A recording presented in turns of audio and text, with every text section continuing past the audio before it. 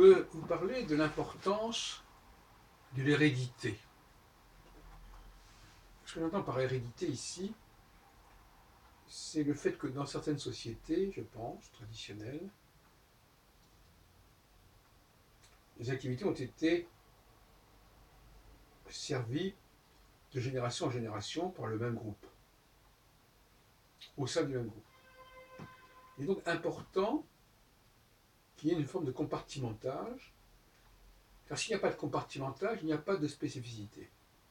Et s'il n'y a pas de spécificité, au niveau génétique, ça n'apparaît pas. Si l'on veut laisser une marque, une empreinte génétique, il faut rester au sein d'une communauté donnée, et que cette communauté exerce des activités bien précises, bien spécifiques, bien typées, et qu'elle le fasse de génération en génération sur des siècles. Ce qui nous renvoie d'ailleurs au système des castes hindous qui souvent perpétuent sur des siècles et des siècles les mêmes clivages et qui empêchent d'une certaine manière les personnes de sortir de leur caste. Ce qui, d'un point de vue anthropologique, est à mon avis fondamental. Effectivement, c'est peut-être pas très drôle, mais nous sommes les héritiers d'un système de caste, d'un système où chaque caste est relativement étanche par rapport aux autres. Et c'est cette étanchéité même qui permet l'existence de types, de structures, de divisions, avec des populations bien particulières, bien marquées. Autrement dit, d'une certaine façon, chaque groupe pourrait être considéré comme étant voué à une certaine activité, à une certaine fonction. Mais on voit bien que l'appartenance au groupe ne se situe pas uniquement dans l'espace, mais dans le temps.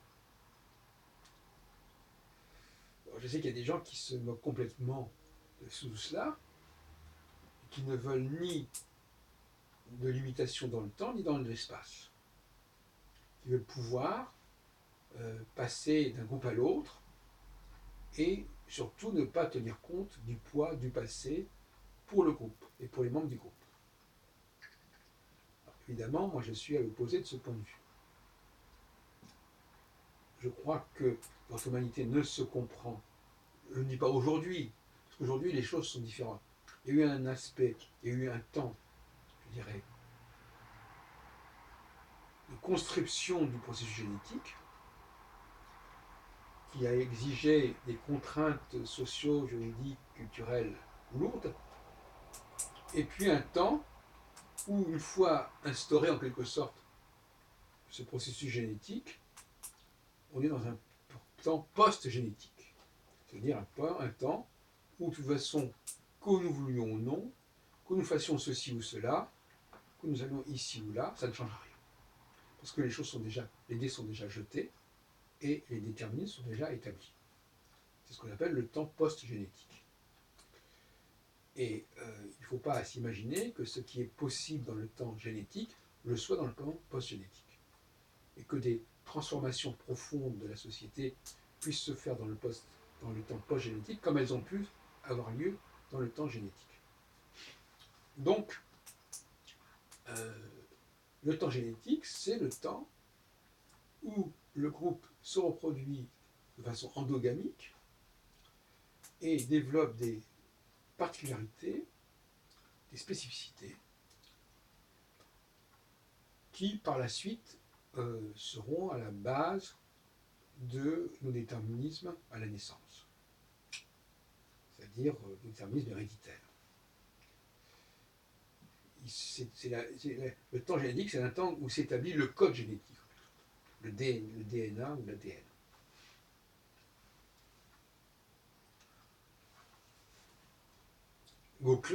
Michel Gauquelin a montré dans ses statistiques, et à mon avis la seule explication de ces statistiques, c'est celle-là. Savoir que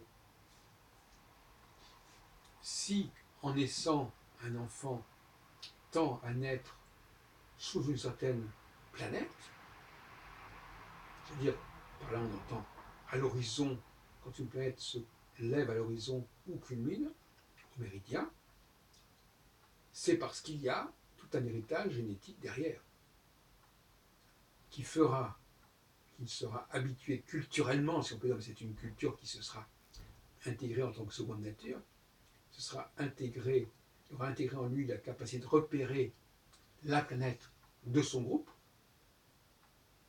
en l'occurrence Mars, Jupiter ou Saturne, si on reste dans un système ternaire,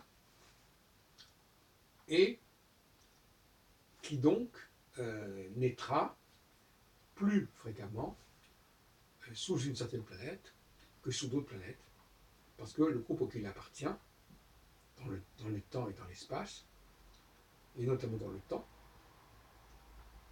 est marqué par cet astre. Alors justement, ce qui est intéressant, c'est que le temps génétique est plutôt marqué par l'espace, et le temps pas génétique par le temps. Ça veut dire quoi? Ça veut dire que c'est un peu comme la fameuse histoire du on est citoyen par le sang ou par le sol. Le, le citoyen qui est marqué par l'espace appartient au temps génétique, c'est-à-dire c'est celui où l'appartenance doit être maintenue, doit être respectée, où on ne passe pas d'un groupe à un autre. En revanche, le temps post-génétique, lui, est marqué par le temps, c'est-à-dire qu'il est marqué par l'histoire, marqué par le passé. Les ancêtres ont mangé des raisins verts et les dents de leurs descendants sont agacées, comme on dit. Donc, le temps post-génétique, les dés sont jetés, comme j'ai dit, et aller à Jacta Est, et donc,